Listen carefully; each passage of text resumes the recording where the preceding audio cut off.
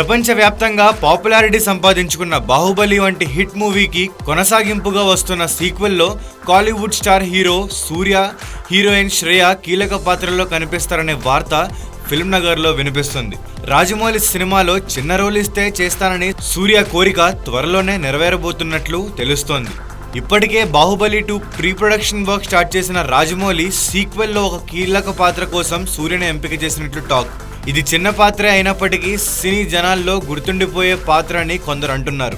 ఇదిలా ఉంటే ఇండస్ట్రీలో తన పని ఇక అయిపోయిందని కామెంట్ చేసిన వారికి క్రేజీ ఆఫర్లు దక్కించుకుంటూ ఘాటైన రిప్లై ఇస్తోంది శ్రేయ. మొన్న మనంలో నాగార్జున సరసన నటించి విమర్శకుల ప్రశంసలు అందుకుంది.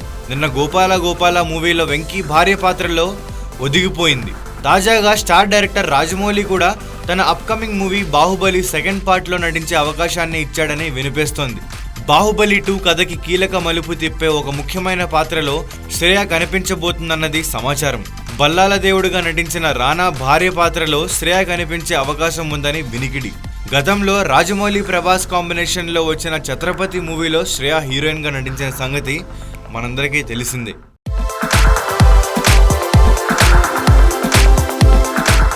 కుమ్మరోడి కుండ, చాకలోడి బండ, కంసాలి సేత, సాలీల నేత వాళ్ళు మాత్రమే బ్రతకడానికి కాదు, అందరినీ బ్రతికించడం కోసం.